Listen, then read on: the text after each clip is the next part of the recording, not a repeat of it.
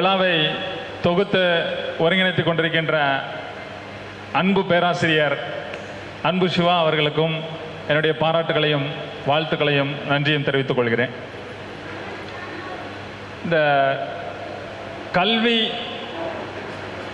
வழிகாட்டி நிகழ்ச்சியாக ஒரு சமூக அமைப்பு இதை நடத்துவது என்பது மாபெரும் பணி. தனித்தனியே அவரவர்களுக்கு உள்ள ஆளுமையையும் தொடர்பையும் வைத்துக்கொண்டு அல்லது தெரிந்தவற்றை மற்றும் பின்பற்றி ஏதாவது ஒரு கல்லூரியிலோ ஏதாவது ஒரு தொழில் சார்ந்த கல்வியையோ படித்து தனியாக அவர்களுடைய தொடர்பு மூலமோ அவர்களுடைய ஆற்றல் மூலமோ முன்னேறி வருவது என்பது ஒருவர் சார்ந்தது. ஒரு சமூகத்திற்காக அப்படிப்பட்ட வழிகாட்டலை செய்ய வேண்டும் என்ற ஆர்வத்தோடு தங்களது குடும்பம், வேலை மற்றவற்றை எல்லாம் அனுசரித்து சமூகத்திற்காக இதை செய்கிறார்கள் என்கிற போது உள்ளபடியே நான் மகிழ்ச்சி கொள்கிறேன். இந்த நிகழ்ச்சியை இங்கே நேரில் வந்தும் அல்லது ஆன்லைன் மூலமாகவோ பார்த்து கொண்டிருப்பவர்கள் அனைவருக்கும் நிச்சயமாக பயனுள்ளதாகத்தான் இருக்கும் என நம்பிக்கையோடு எனது பேச்சை துவக்குகிறேன். ஒரு சில விஷயங்களை மட்டும் உங்கள் முன்னே பகிர்ந்து கொள்ள ஆசைப்படுகிறேன். அதை முடித்த பின்பு உங்களுக்கு ஏதாவது கேள்வியோ சந்தேகங்களோ இருக்குமா, நீங்கள் கேட்கலாம்.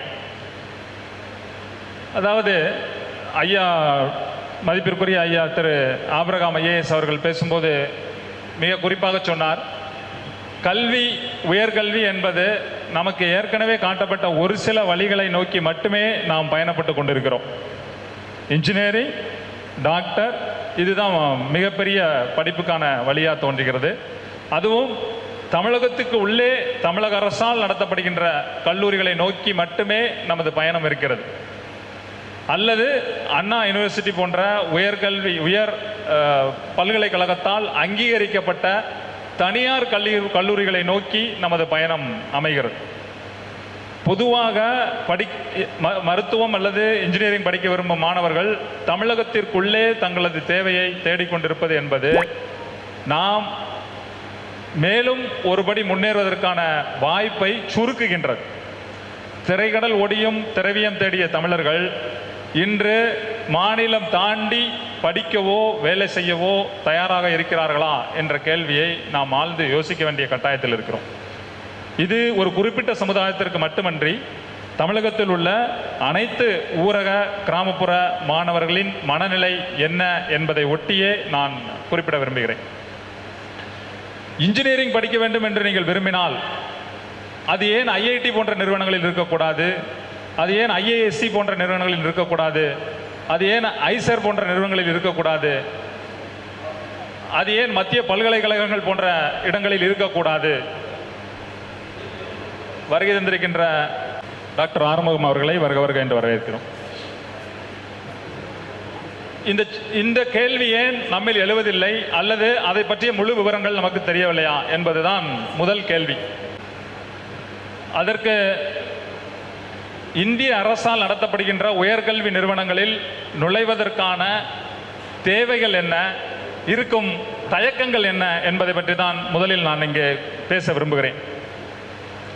ஐஐடி, ஐஏஎஸ்சி, ஐசர் போன்ற நிறுவனங்களை பற்றியெல்லாம் நாம் நினைத்து பார்க்கும்போது நம் கண்முன்னே அங்கே படிப்பவர்களுடைய சில தோற்றங்களும் அல்லது நாம் அங்கெல்லாம் சென்று விட முடியுமா என்ற சில தயக்கங்களுமே நம்மை அதை நோக்கி நகர்விடாமல் தடுத்து கொண்டிருப்பதாக நான் உணர்கிறேன். அரசியல் ரீதியாக, சமூக ரீதியாக சில கல்வி நிறுவனங்கள், சில நிறுவனங்கள் மீது நடத்தப்படுகின்ற விவாதங்கள் மீது நமது கவனங்களை திசை திருப்புவது என்பது நம்மை நாமே அப்படிப்பட்ட வசதிகளிலிருந்து விலக்கிக் கொள்வதாகும். ஐஐடிக்கு உள்ளேயே செல்லாமல் ஐஐடியை பற்றி, ஐஏஎஸ்சிக்கு உள்ளேயே செல்லாமல் ஐஏஎஸ்சியை பற்றி, இப்படி இந்திய அரசினுடைய உயர்கல்வி நிறுவனங்களை பற்றி வெளியிலிருந்து வரக்கூடிய விமர்சனங்களுக்கு நமது மாணவர்கள் எந்த விதத்திலும் செவிசாய்க்கக்கூடாது என்பதே எனது முதல் பணிவான வேண்டுகோள். அங்கு யார் இருக்கிறார்கள்? நம்மை எப்படி நடத்துவார்கள்? நமக்கெல்லாம் அங்கு இடம் கிடைக்குமா? நாம் சென்றால் அந்த படிப்பை படித்து விட முடியுமா என்பது போன்ற பல உளவியலான தாக்குதல்களை இந்த விமர்சனங்கள் நமக்குள் செலுத்தி விடுவதால் அதற்கான முயற்சியையே நாம் எடுப்பதில் தயக்கம் காட்டுகிறோம் என்பது என்னுடைய சொந்த அபிப்பிராயம் அல்லது நான் கலந்து உரையாடிய மாணவர்களிடமிருந்து வந்த கேள்வி அல்லது மனநிலை ஓட்டத்தின் சார்பாக இதை நான் உங்கள் முன்னே சொல்ல கடமைப்பட்டுள்ளேன்.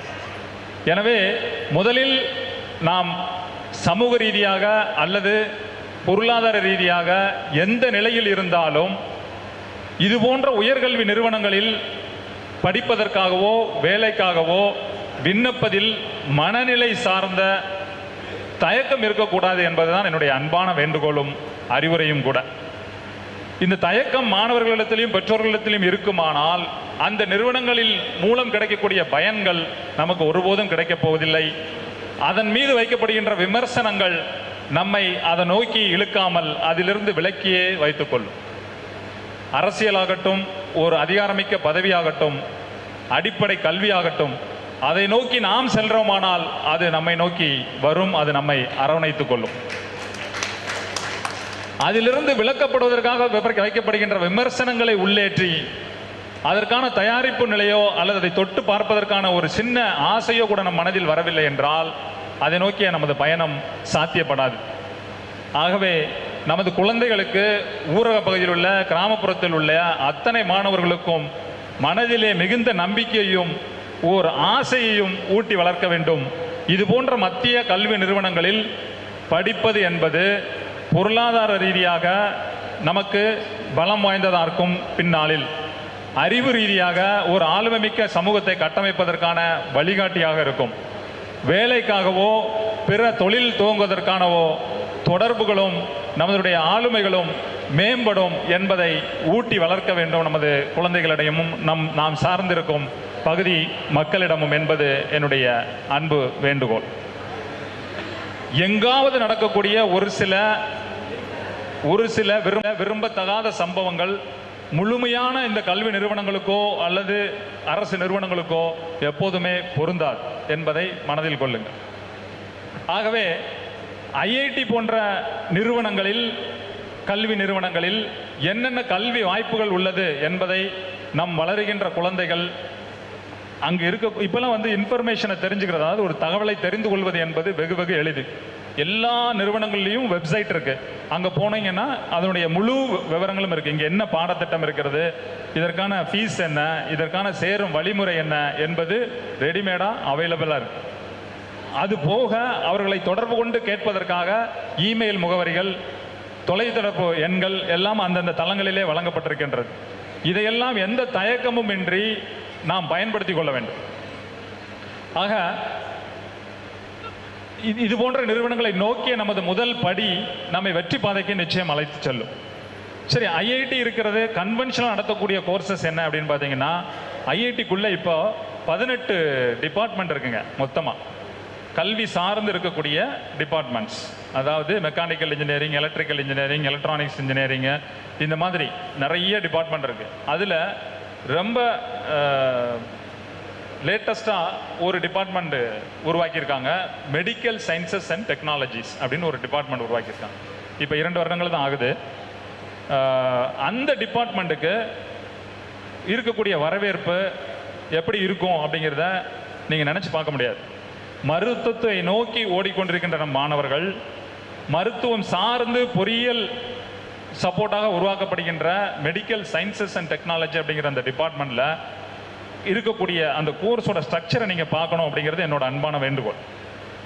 இந்த துறை உருவாக்கப்பட்ட உடனே உலக அளவில் மருத்துவ பல்கலைக்கழகங்களில் என்னென்ன உபகரணங்கள் இருக்குமோ அது எல்லாம் ஐஐடி சென்ற வருடம் சுமார் 50 கோடி ரூபாய் அளவிற்கு வாங்கி அந்த லேபில் ஆல்ரெடி இன்ஸ்டால் பண்ணியிருக்காங்க. இந்திய மருத்துவ பல்கலைக்கழகங்களில் இல்லாத உபகரணங்கள் ஐஐடியில் இந்த கோர்ஸுக்காக வாங்கி வச்சுருக்காங்க அப்படின்னா நீங்கள் அதனுடைய அடுத்த கட்ட பாய்ச்சலை இப்போவே மனசுக்குள்ளே ஏற்றி பார்க்கணும். ஸோ இந்த கோர்ஸுக்கு எப்படி போகிறது அப்படின்னா, இந்த கோர்ஸுக்கு ஜேஇங்கிற தேர்வு இல்லை. ஐஏடி என்று சொல்லப்படுகின்ற இந்தியன் ஆப்டிடியூட் டெஸ்ட்னு ஒரு தனி டெஸ்ட்டு, IISER அப்படிங்கிற அமைப்பு நடத்தக்கூடிய ஒரு தேர்வு இருக்குது. அந்த தேர்வை எழுதி அதில் நீங்கள் பாஸ் பண்ணி வந்தால் இதில் ஈஸியாக இடம் கிடைக்கிறதுக்கான வாய்ப்பு இருக்குது. ஜேஇஇ என்று சொல்லப்படுகின்ற ஜாயிண்ட் என்ட்ரன்ஸ் எக்ஸாமினேஷன் அப்படிங்கிறது ஐஐடி கூட மொத்தமாக நீங்கள் எல்லா இன்ஜினியரிங் சார்ந்த படிப்புக்கும் எழுதி உள்ள வர்றதுக்கான ஒரு வாய்ப்பு NIT போன்ற உயர்கல்வி நிறுவனங்களிலும் அது மூலம் வரலாம். அது தவிர்த்து இப்படி ஒரு வாய்ப்பு இருக்கு. இதை நான் எதுக்காக குறிப்பாக சுட்டிக்காட்ட விரும்பினேன்னா 2 விஷயம். கல்வியினுடைய நிலை புது புது பரிணாமங்களில் இன்று வளர்ந்து கொண்டிருக்கிறது. கன்வென்ஷனலாக நமக்கு தெரிஞ்ச எலக்ட்ரிக்கல், மெக்கானிக்கல், சிவில்ங்கிற கோர் இன்ஜினியரிங்கை தாண்டி இன்ஜினியரிங் அண்ட் சயின்சஸ் அப்படிங்கிறது இன்றைய நவீன காலத்தை ஒட்டி பல விதமாக முன்னேற்ற பாதையை நோக்கி சென்று கொண்டிருக்கிறது. அதில் பல உட்பிரிவுகள் வந்து கொண்டிருக்கிறது. அப்படி வருகின்ற உட்பிரிவுகள் எல்லாம் மிக மிக நுண்ணியமாக, நுணுக்கமாக அந்த துறை சார்ந்து வேலை வாய்ப்புகளை உருவாக்கக்கூடிய வாய்ப்புகளை பெற்றிருக்கிறது. அதை பற்றிய அறிதல் நமக்கு இருக்கிறதா, புரிதல் நமக்கு இருக்கிறதா, அதை நோக்கிய நமது பயணம் இருக்கிறதா என்பதை நீங்கள் புரிந்து கொள்ள வேண்டும் என்பதற்காக இந்த பர்டிகுலர் படிப்பு பற்றி நான் சொல்கிறேன். JEE மாதிரி 2 கட்ட தேர்வை எழுதி வருவதற்கு பதிலாக IIT அப்படிங்கிற அந்த ஒரு தேர்வை எழுதி இந்த கோர்ஸுக்குள்ளே வர்றதுக்கான வாய்ப்பு வந்து ரொம்ப சுலபமாக இருக்குது. அங்கே இருக்கிற உபகரணங்களை நீங்கள் பயன்படுத்துவதன் மூலம் உலகில் சிறந்த ஒரு பொறியாளராக, அந்த மெடிக்கல் சயின்ஸ் சார்பான ஒரு பணியாளராக, ஒரு தொழில் முனைவராக உங்களை உருவாக்கிக் கொள்வதற்கான வாய்ப்புகள் இருக்குது அப்படிங்கிறத உங்கள் முன்னாடி நான் வைக்க விரும்புகிறேன். அதைத் தொடர்ந்து சென்ற வருடம் IIT பார்த்தீங்கன்னா, IIT மெட்ராஸ் ஸ்போர்ட்ஸ் கோட்டான்னு ஒன்று கிரியேட் பண்ணாங்க. நம்ம பிள்ளைகள், அதாவது இந்தியாவில் இருக்கக்கூடிய குழந்தைகள் விளையாட்டிலே ஆர்வமிக்கவர்களாக இருந்தால், நேஷனல் லெவல் சாம்பியன்ஷிப் வரைக்கும் போகக்கூடியவர்களாக இருந்தால் 5% சூப்பர் நுமரி கோட்டா சீட்டை கிரியேட் பண்ணி ஸ்போர்ட்ஸ் கோட்டா மூலமாக ஒரு அட்மிஷன் கொடுத்தாங்க. ஸோ JEEங்கிற தேர்வை எழுதி அதில் குறைந்த மதிப்பெண்ணில் பாஸ் பண்ணியிருந்தா கூட ஸ்போர்ட்ஸில் நீங்கள் அச்சீவ் பண்ணியிருந்தீங்க அப்படின்னா அதுக்கான வாய்ப்பும் இருக்குது. அங்கே அட்மிஷன் கிடச்சி பிடெக்கில் உள்ள எந்த கோர்ஸையும் சூஸ் பண்ணுறதுக்கான ஒரு வழியையும் கிரியேட் பண்ணியிருக்காங்க. இந்த வருடம் கல்ச்சுரல் கோட்டா அப்படிங்கிற ஒன்றை கிரியேட் பண்ண போகிறாங்க. குழந்தைகள் நடனம், பாட்டு, இது போன்ற ஃபைன் ஆர்ட்ஸ் நுண்கலைகள் எதிலும் தேர்ச்சி பெற்றிருக்குமானால், ஏதாவது அவார்டு வாங்கியிருப்பார்களானால் அவர்களுக்காக ஒரு ஒதுக்கீடை உருவாக்கி இந்த படிப்பிற்கான வழிமுறைகளை, சேர்வதற்கான வழிமுறைகளை IIT மெட்ராஸ் நிறுவனம் உருவாக்கி இருக்கிறது. இப்படி IIT மெட்ராஸ் தனது வாயில்களை அனைவருக்குமான வாய்ப்பாக திறந்து விரித்து கொண்டே வருகிறது. அப்படி அந்த வாயில் விரிந்து கொண்டே வரும் சூழலை அவரவர்கள் விருப்பத்திற்கேற்ப பயன்படுத்திக் கொள்ள வேண்டும் என்பதே என்னுடைய அன்பு வேண்டுகோள். அதை விடுத்து அதை பற்றிய விமர்சனங்களுக்குள் உள் சென்று விலகிவிடக்கூடாது என்பதற்காக இந்த உதாரணங்களை ஒவ்வொன்றாக நான் சொல்லி வருகிறேன். இன்னும் ஒருபடியாக அனைவருக்கும் IIT என்ற கருத்தாக்கத்தின் கீழ் எங்களுடைய இயக்குனர் ஐயா அவர்கள், IIT மெட்ராஸினுடைய இயக்குனர் மதிப்புக்குரிய ப்ரொஃபஸர் காமகோட்டி அவர்கள், அவருடைய கருத்தாக்கம் தான் இந்த அனைவருக்கும் IIT என்பது. இது வெறும் சொல்லல, செயல் அப்படிங்கிறத காமிச்சிருக்காங்க. எப்படின்னா, BSc ஆன்லைன் கோர்ஸ் 2 கோர்ஸ் அறிமுகப்படுத்தினாங்க கடந்த 3 வருடங்களுக்கு முன்பு அறிமுகப்படுத்த படிப்பு. BSc data science and applications அப்படின்னு ஒரு கோர்ஸ், AI சார்ந்த அப்ளிகேஷன்ஸ் ஒரு கோர்ஸ். BSc எலக்ட்ரானிக் சிஸ்டம் அப்படின்னு இன்னொரு கோர்ஸ். இது 2ம் ஆன்லைன் வழி கல்வி. இந்த ஆன்லைன் வழி கல்வி இந்த படிப்பில் சேர்வதற்கு JEE எக்ஸாம் எழுத வேண்டிய தேவையில்லை. நான் சொன்ன IIT அப்படிங்கிற அந்த எக்ஸாமும் எழுத வேண்டிய தேவையில்லை. ஆனால் அவர்கள் நடத்தக்கூடிய ஒரு தகுதிகான் தேர்வு ஒன்று இருக்கிறது. அந்த தேர்வை நீங்கள் எழுதியாச்சு, பாஸ் பண்ணியாச்சு அப்படின்னா அது ரொம்ப ரொம்ப எளிமையான தேர்வுங்க. அதில் நீங்கள் தேர்ச்சி மட்டும்தான் பெறணும். எப்படின்னு பார்த்தீங்கன்னா, அவங்களே சொல்லிடுவாங்க எந்தெந்த சப்ஜெக்டை நீங்கள் படிக்கணும், என்னென்ன மாதிரி அசைன்மெண்ட் சப்மிட் பண்ணணும், மாதத்துக்கு ஒரு நடத்துகிற அந்த தேர்வில் நீங்கள் எப்படி பார்ட்டிசிபேட் பண்ணணும், அதில் மினிமம் எவ்வளோ மார்க் எடுத்தால் நீங்கள் பாஸ் பண்ணலாம் அப்படிங்கிற விவரத்தை அவங்களே சொல்லிடுவாங்க. ஆன்லைனில் உங்களுக்கு இருக்கக்கூடிய ஆக்சஸில் இதெல்லாம் நீங்கள் எளிமையாக தெரிஞ்சுக்கலாம். இதை பாஸ் பண்ணி மிக மிக குறைந்த கட்டணத்தில், அதாவது கம்பேர்ட் டு அதர் இன்ஸ்டிடியூஷன்ஸ், மற்ற படிப்புகளுக்கான கல்வி கட்டணங்களை விட மிக எளிதாக சுலபமாக லேட்டஸ்டாக இந்த உலகத்தில் நடக்கக்கூடிய விஷயங்கள் சார்ந்த ஒரு படிப்பாக நடத்தப்படுகின்ற இந்த 2 BSc கோர்ஸ்லையும் எளிமையாக சேர்ந்து நம் மாணவர்கள் பயன்பெறலாம். உங்களுக்கு ஒரு தகவலை சொல்கிறேன். 3 வருடத்துக்கு முன்பு உலகிலேயே முதல் முறையாக இப்படி முன்னணி நிறுவனத்தால் அறிமுகப்படுத்தப்பட்ட இந்த படிப்பில் எத்தனை பேர் சேர்ந்திருப்பாங்க அப்படின்னு நினைக்கிறேன்? ஆன்லைன்ல நடத்தக்கூடிய இந்த படிப்பில் எத்தனை பேர் சேர்ந்திருப்பாங்க நீங்க நினைக்கிறீங்க? சும்மா ஒரு ரஃபா சொல்லுங்க பார்ப்போம். எத்தனை பேர் சேர்ந்திருப்பாங்க நீங்க நினைக்கிறீங்க? ஏதாவது ஒரு ஃபிகர் சொல்லுங்க. மாணவர்கள் வந்திருக்கவங்க சொல்லலாம், இல்ல சும்மா சொல்லுங்க, ஏதாவது ஒரு ஃபிகர் சொல்லுங்க, ஒரு குத்து மதிப்பா சொல்லுங்களேன். சேர மாட்டேங்கிறாங்க. அப்புறம் தம்பி நீ சொல்லு, எவ்வளவு சேர்ந்திருப்பாங்கன்னு நினைக்கிறீங்க? 2000? 200? வேற சேர மாட்டேங்கிறாங்க. அப்புறம் தம்பி நீ சொல்லு, எவ்வளவு சேர்ந்திருப்பாங்கன்னு நினைக்கிறீங்க? 2000? 200? வேற சும்மா ஒரு 23? 1000? 23 பேரா? அப்படியா? பேராசிரியர் நீங்க சொல்லுங்க உங்க கணிப்ப.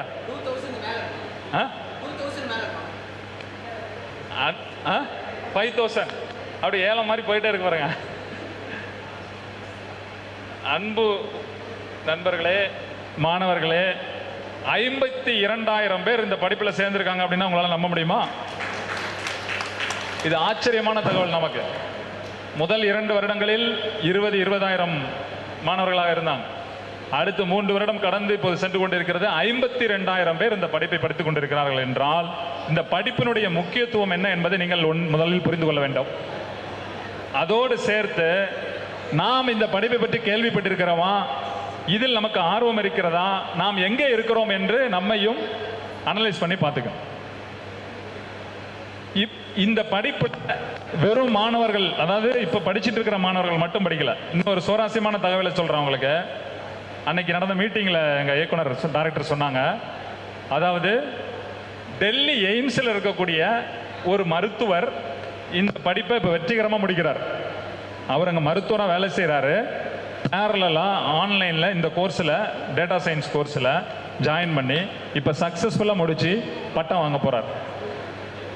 அவருக்கு எப்படி ஒரு ஆர்வம் இருந்திருக்குன்னு பாருங்க. இன்றைக்கு வளர்ந்து வரக்கூடிய ஃபீல்டுங்க இந்த டேட்டா சயின்ஸ் அப்படிங்கிற ஃபீல்டுங்க. இந்த டேட்டா அப்படிங்கிறத வச்சு தான் ஒரு அரசாங்கம் முடிவெடுக்கு. ஒரு டேட்டா அப்படிங்கிறத வச்சு தான் ஒரு நிறுவனம் முடிவெடுக்கும். டேட்டா அப்படிங்கிறத வச்சு தான் ஒரு கல்வி நிலையமோ எதுவாக இருந்தாலும் செயல்பட முடியும். ஒரு ஆராய்ச்சி அப்படிங்கிறது பண்ண முடியும். டேட்டா வந்து ரொம்ப ரொம்ப முக்கியமானது. தகவல், தரவுகள் அப்படின்னு சொல்லக்கூடிய அந்த டேட்டாக்கள் வந்து சமீபத்தில் நம்முடைய தமிழக அரசினுடைய நிதித்துறை செயலாளர் மதிப்புக்குரிய ஐயா உதயச்சந்திரன் அவர்கள் வந்து எங்கள் ஐஐடி மெட்ராஸுக்கு ஒரு பேச்சுக்காக வந்திருந்தார். ஒரு விழாவில் சிறப்பு அழைப்பாளராக கலந்து கொண்டார். அவர் ஒரு இன்ட்ரெஸ்டிங்கான தகவலை சொன்னார். இந்த 1000 ரூபாய் உதவித்தொகையெல்லாம் நிறைய பேர் கொடுக்குறாங்க இல்லையா, மாணவர்களுக்கு, பெண்களுக்கு, தமிழக அரசினுடைய இந்த நலத்திட்டத்துக்காக அவங்க முடிவெடுக்கிறதுக்கு ரொம்ப ரொம்ப உதவியாக இருந்தது. செல்ஃபோன் பேஸ்டாகவும் பேங்க் அக்கௌண்ட் பேஸ்டாகவும் வச்சிருக்கக்கூடிய தகவல்களை திரட்டுறதன் மூலம் தான் அவங்களுக்கு இந்த டெசிஷனை வந்து ரொம்ப சுலபமாக எடுக்க முடிஞ்சது. அரசாங்கமே புள்ளி விவரங்களின்படி, நவீன புள்ளி விவரங்களின்படி தான் இயங்கி கொண்டிருக்கிறது. முன்னாடிலாம் அந்த மாதிரி ரெடிமேடு டேட்டா இருக்காது அப்படின்னு சொன்னார். அப்படிப்பட்ட முக்கியத்துவம் வாய்ந்த டேட்டா சயின்ஸை பற்றி படிக்கக்கூடிய ஒரு வாய்ப்பு அனைவருக்கும் ஐஐடி என்ற கருத்தாக்கத்தின் கீழ் உருவாக்கப்பட்டிருக்கிறது என்றால் இதுதான் சமத்துவமான ஒரு சமுதாயத்தை உருவாக்குவதற்கான வழி என்பதை நீங்கள் புரிந்து கொள்ள வேண்டும். ஐஐடியை பற்றி நம்ம பாராட்டினாலும் சரி, தூற்றினாலும் சரி, விலகி நின்றாலும் சரி, அந்த நிறுவனம் வளர்ந்துக்கிட்டே இருக்கும். ஏன்னா அதை நோக்கி பயணப்படுபவர்கள் அப்படி வேலைக்காக, அதை நோக்கி ஆராய்ச்சி படிப்புகளுக்காக, அதை நோக்கி படிப்புக்காக, அங்கு இருக்கும் வசதி வாய்ப்புகளை பயன்படுத்தி கொள்வதற்காக பயணப்படுபவர்கள் பயணப்பட்டு கொண்டே இருப்பார்கள். விலகி இருப்பதோ விமர்சிப்பவர்களோ விமர்சித்து கொண்டே இருப்பார்கள். நாம் இருக்கும் 2 கட்டங்களில் எந்த கட்டத்தை பயன்படுத்த போகிறோம் என்பது மட்டுமே நம் கையில் உள்ளது.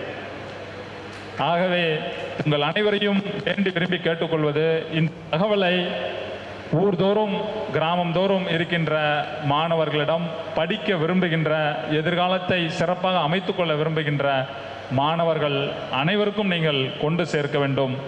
வாய்ப்புகளுக்காக அனைவருக்கும் ஐஐடி என்ற கருத்தாக்கத்தின் கீழ் வாயில்கள் திறந்திருக்கின்றன. நுழைவது நமது உரிமை, நுழைவது நமது உரிமை, நமது கடமை. அதை உரிய முறையில் நீங்கள் பயன்படுத்திக் கொள்ள வேண்டும். அப்படி பயன்படுத்துவதற்காக இந்த மேடை மட்டுமல்ல, நீங்கள் எந்த ஒரு நேரத்திலும் ஏதாவது ஒரு தகவலுக்காகவோ உதவிக்காகவோ என்னை தொடர்பு கொள்ளலாம் என்ற உரிமையும் உங்களுக்கு வழங்கி இந்த வாய்ப்பினை நீங்கள் பயன்படுத்திக் கொள்ள வேண்டும் என்று கேட்டுக்கொண்டு நிறைவு செய்கிறேன். நன்றி, வணக்கம். என்னுடைய தொலைபேசி எண் நீங்கள் குறிச்சிக்கலாம். நான் எல்லா இடத்துலையும் பொது வழியில் சொல்கிறது தான். 9444 294 294 393 393 9444 294 393 9444 294 393. இதே எண்ணில் தான் வாட்ஸ்அப் இருக்கு. முடிஞ்ச அளவுக்கு வாட்ஸ்அப்பில் ஒரு செய்தி அனுப்புங்க. தமிழில் அனுப்பினாலும் சரி, இங்கிலீஷில் அனுப்பினாலும் சரி, இங்கிலீஷில் அனுப்பினாலும் சரி, நீங்கள் எப்படியாவது ஒரு தகவல் அனுப்புனீங்கன்னா உங்களுக்கு நிச்சயமாக நான் பதில் சொல்லுவேன்.